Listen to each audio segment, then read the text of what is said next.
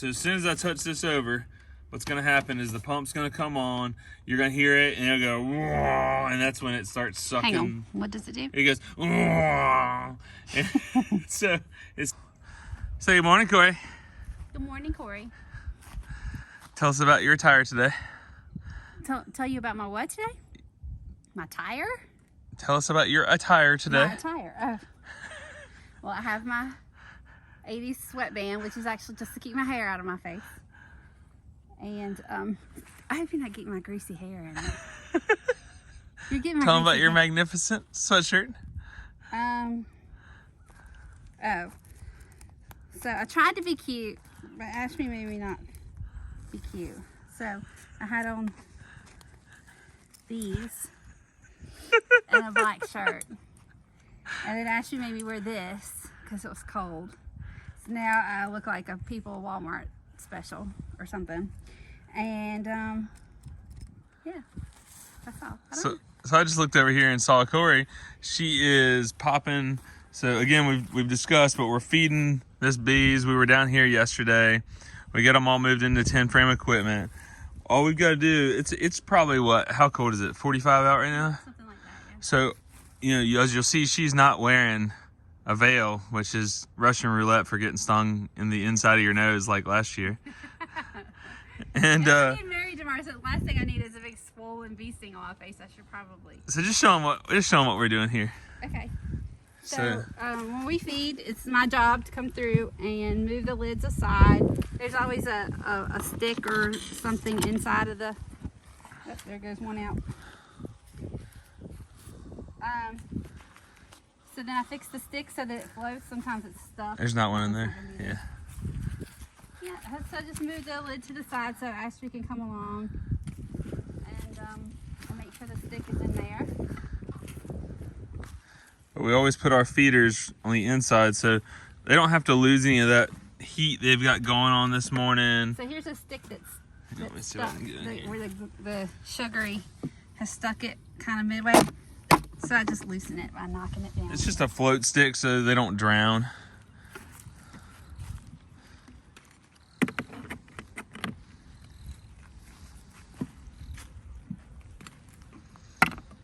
And I'm done. All right, so we'll show you our sugar setup. So I got a marine battery here. Put the back of the truck. Basically, at the house I pre-mixed. It's about this full to right here, which is about 50 gallons. And I put 30 gallons of water, which is 240 pounds, plus 200 pounds of sugar. So it's a little thinner than 1-to-1. It's like a 1.2 to 1, 1.2 parts water to 1 part sugar. Here's my trolling motor. Just put it on the back just to get it out of the way. Went ahead and pulled the hose out. I'll leave the handle. This is a threaded screw. This is a ball valve in here. And this handle just fits right on, and you can open and close it as needed. But I pull this off in transport because if you don't, this handle will get hit and then it leaks sugar water out of the hose all over the back of the truck. And then at our house, because we've got bee yards nearby, it ends up like the whole back of the truck is just covered in so many bees, like you can't even load up the truck. So let me find my cords here. My neighbors love that, walking down the sidewalk, and there's like 10,000 bees in the back of the truck. and then they'll post on the neighborhood page and complain, and yeah, good times. Yes, black wire goes to red wire. I know you're not supposed to do it, but that's my negative wire because I had red wire laying around. So that goes negative. Out of habit, I always hook up my negative first. I think that if you do the same step every time the same way, you tend to not miss a step because I've got so much on my mind. I'm managing everything right now. So anyways, as soon as I touch this, the pump comes on. So set this down. This is our new addition this year. This is 3/4 inch poly tubing that I use in our irrigation system in the garden. And this is called like a, They got them at dripdepot.com. It's like a quick lock or something. Something lock, L-O-K, is the fitting. So to discuss, this piece here has it's a hose thread. This piece here came with the pump and it fits in there. It's got a rubber O-ring that makes the seal. This is a hose barb fitting so that the threads, this is not MPT thread, it's hose thread. There's a difference. So you don't want to cross thread it. Get back in there, crank down that. So then this piece here, that's one piece made. And all this is, it's a compression fitting. It's like a swage lock fitting, but not, it's for plastic, not metal. So swage lock is like stainless steel. But all this does is it has a barb that if you can see right here, see how it flares it? And so it stretches this plastic, and it's a bear to get in and out. So then all you do is you turn this down on it, and it locks it, it compression locks it onto the plastic. So that's that fitting there. This is a 90, that's a 90. Here's the tube, and I set it up to where it's just a hair too long, but I can put it down in there and it gets all the way to the bottom of the barrel. So another thing is your O-rings will slice if they're not wet. So you just need a little lubrication, and sugar water is not what you want because that'll cake up over time. So now that we got that on there, come along here and you just gently go in, and then that locks. So that piece locks, that piece locks. Same fitting here into a hose thread. Make sure everything's tight here, here, there, there. As long as everything's tight, it'll form a suction. It's not sucking in the air. So starting this thing up, this needs to recirculate, and basically all this syrup has been in the hose for like the last couple weeks. I do add a quarter cup of bleach. I eyeball it. Not a quarter cup. I add about a half a cup of bleach to this barrel. The chlorine will evaporate in a day or two, but what it does is it sanitizes the bin. It sanitizes the feeders. You know, we always keep some extra feeders in the back of the truck, but these things can get pretty nasty inside. So the bleach just helps kill any bacteria and any fermentation, that kind of thing. So as soon as I touch this over, what's gonna happen is the pump's gonna come on, you're gonna hear it, and it'll go, whoa, and that's when it starts sucking. Hang on, what does it do? It goes, whoa. So it sucks it, you'll hear it. This is like a agricultural sprayer pump, like a 4 GPM. And so what I want to do is just let it run for a minute and circulate fresh sugar all the way through the hose, and any sugar that's left in there can go mix back in here. It's not going to hurt the bees. So here we go. Ah, there's the sound effect. That's the pump, and then there you go. So that's sucking sugar water, and this right now is open.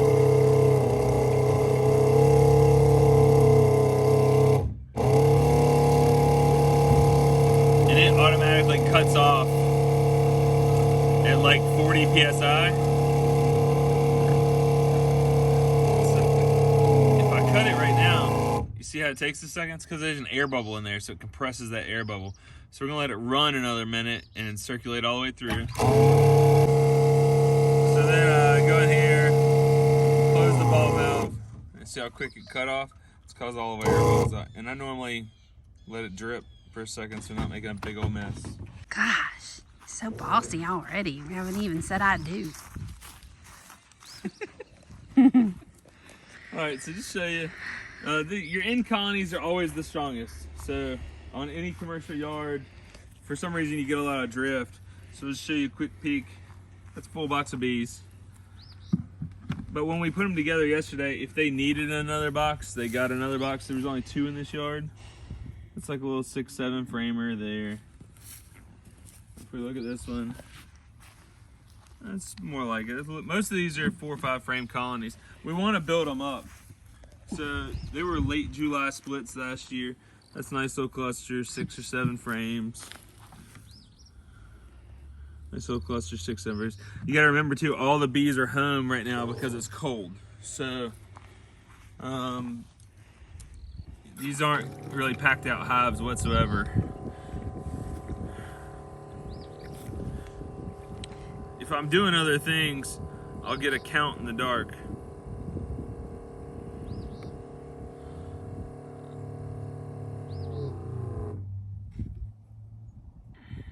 So trade me sides here. That way you've got some.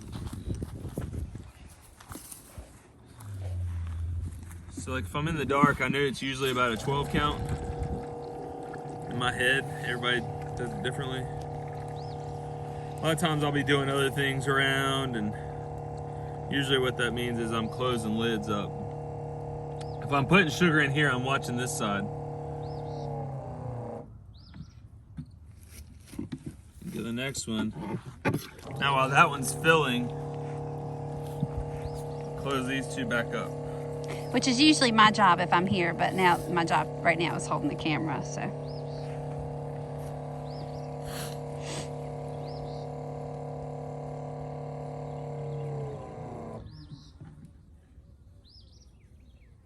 So another reason, let's talk about while we're feeding. We've currently got a nectar flow going on here, but we're about to get some cold weather for like the next 9 days on the forecast. Cold weather is mid 20s to 30 at night and high of 50, 51 during the day. That's typical for this area in March. And so during that time, the bees are not gonna have a lot of flight time, and nothing's really gonna be like nectar flowing, I guess you could say.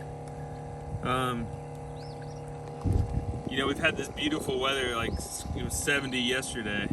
We've had this beautiful weather now for about 2 weeks. And everybody's like, oh, it's time to do this and that and this and that. Like, nah, just slow down. March ain't over yet. I mean, North Carolina is the queen of like, hold my beer and watch this with some weather. So this one here, this is a good example of Float stick is... float stick messing up. So we'll do like that. So since they're going to be locked in their hives for about the next 10 days, we can give them something to do. When we come back in 10 days, they'll probably have, you know, all this syrup will be gone, but they'll probably have all these extra frames drawn out. If they were looking really good, it's time for a second box. So that's what we did today. Just film around there. So this morning we bought down, you know, we need 24 boxes in the yard, so we pre-staged 24 boxes. These were the nukes that came out of yesterday. So we'll leave the nukes because in a month-ish, maybe 5 weeks, when we're ready to take splits, all my equipment's just pre-staged out here. We waxed up all of our equipment, so it can sit, it's weatherproof, you know. We don't have to worry about that. So guys, I think that's a wrap for the video.